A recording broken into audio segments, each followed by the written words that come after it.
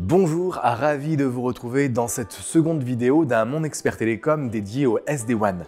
Mettre en place votre box était aisé, maintenant place à la découverte de l'interface. Vous découvrirez ce qu'on appelle les services et leur utilisation. Mais commençons par la page d'accueil. Page d'accueil. On ne déroge pas à une règle classique, il faut renseigner vos logins pour accéder à l'interface. Voilà, vous y êtes. La page d'accueil SD-WAN, c'est le véritable tableau de bord de votre solution. Et la première chose par laquelle l'œil est attiré est la box sur laquelle sont représentés les liens d'accès qui y sont branchés. De cette manière, vous pouvez voir directement les informations principales de ces derniers.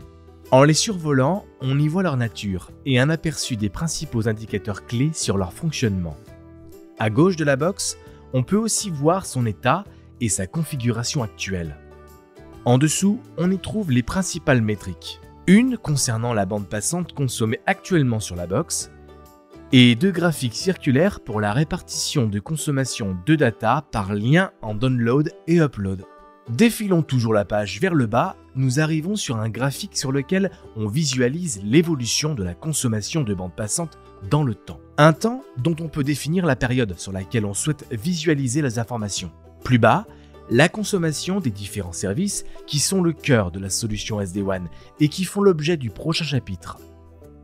Il y a aussi un historique des déconnexions quand le lien est purement et simplement coupé et un historique des dernières anomalies, c'est-à-dire un indicateur de dégradation des services, pour vous donner l'état de santé des différents liens. Les services. Une petite définition de ce qu'est un service avant de repasser sur l'interface. On entend par service une application définie par son ou ses adresses IP et ou un plusieurs ports. Il existe deux types de services dans la solution SD-WAN. Les services prédéfinis qui sont les services connus du marché type Office 365 qui sont automatiquement reconnus et les services personnalisés pour lesquels vous définissez vos propres paramètres IP ou ports correspondant à votre application.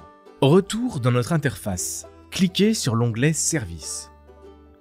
On retrouve la liste des services pilotés par la box SD-WAN. Le principe de la solution SD-WAN est de répartir les services sur les différents liens pour en optimiser l'usage. Pour chaque service, vous pouvez définir sur chacun des liens trois possibilités. La première étant de définir un lien comme actif, c'est-à-dire que ce lien sera utilisé de façon nominale pour ce service. La seconde possibilité est de définir le lien comme backup.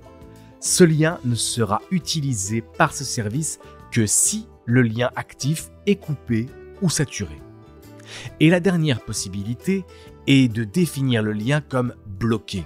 Et dans ce cas, le service n'utilisera jamais ce lien. À noter que si vous définissez plusieurs liens actifs pour un même service, alors les flux seront répartis sur les liens en fonction de la charge et de la bande passante du lien.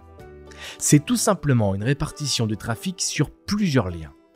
Une seule exception, le service Default Voice ne peut pas être réparti sur plusieurs liens. Il ne peut y avoir qu'un seul lien actif et un lien backup. Maintenant, vous pouvez définir pour chacun des services votre politique de répartition sur chacun des liens.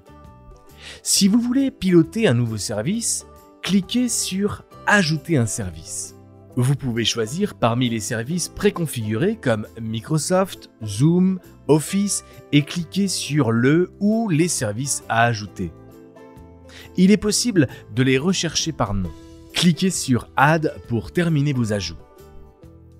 Si le service que vous souhaitez n'apparaît pas dans la liste, vous pouvez créer votre service personnalisé. Dans ce cas, créez-le en cliquant sur « Service personnalisé » puis sur le plus. De là, créez le service en le nommant et en définissant ses paramètres IP et ou port.